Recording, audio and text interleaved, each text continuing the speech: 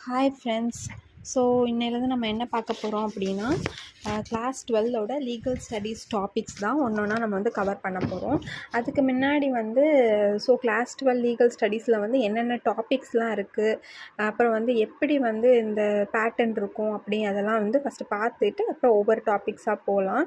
இப்போ வந்து அந்த டாபிக்ஸ் எடுக்கும்போது உங்களுக்கு வேறு ஏதாவது டவுட்ஸ் இருந்துச்சு, வேறு ஏதாவது கிளாரிஃபிகேஷன் இருந்தால் ப்ளீஸ் கமெண்ட் பண்ணுங்கள், நான் உங்களுக்கு கண்டிப்பாக ஹெல்ப் பண்ணுவேன். ஸோ இப்போ பார்த்தோம் அப்படின்னா இந்த கண்டென்ட் பேஜஸில் வந்து பார்த்தோன்னா யூனிட் 1 வந்து ஜுடிஷியரின்னு இருக்கும். நெக்ஸ்ட் வந்து யூனிட் 2 வந்து alternative dispute resolution in India. அப்புறம் வந்து 2 டாபிக்ஸ் இருக்கும். யூனிட் 3 and 4 வந்து டாபிக்ஸ் இன் லா 1ம் டாபிக்ஸ் இன் லா 2ம்.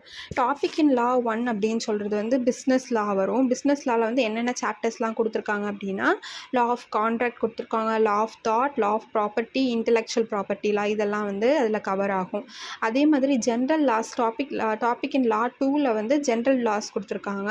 இதில் வந்து சாப்டர் 4ல் வந்து 4A 4B 4Cன்னு இருக்கும். இதில் வந்து லா அண்ட் சஸ்டைனபிள் டெவலப்மெண்ட் இருக்கும். Next forms of legal entities இருக்கும்.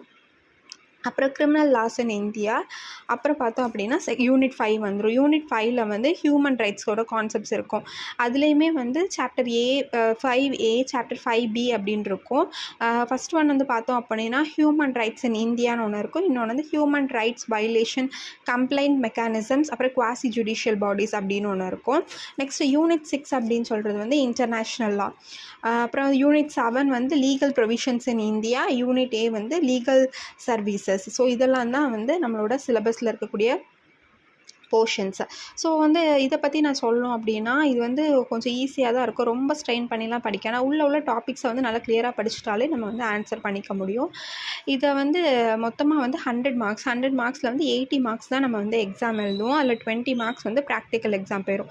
ஸோ இன்னொரு நாள் வந்து நான் ப்ராக்டிக்கல் எக்ஸாம்ஸ் வந்து எப்படி கண்டக்ட் பண்ணுவாங்க, அதுக்கு என்னென்ன டாபிக்ஸ்லாம் கொடுப்பாங்க அப்படின்னு சொல்கிறேன். அந்த 80 மார்க்ஸ் அப்படின்னு சொல்கிறது வந்து எக்ஸாம் பேட்டர்னுமே வந்து தனியாக ஒரு வீடியோ போடுறேன், என்ன மாதிரியெல்லாம் எக்ஸாம்ஸ்க்கு வந்து கொஸ்டின்ஸ் வந்து வரதுக்கு வாய்ப்பு இருக்குது அப்படின்னு. ஸோ இப்போ வந்து நம்ம வந்து ஃபஸ்ட் சாப்டர்லேருந்தே வந்து போகலாம். நெக்ஸ்ட் வீடியோவில் வந்து ஜுடிஷியரி டாபிக்ஸ்லேருந்து ஸ்டார்ட் பண்ணுறேன்.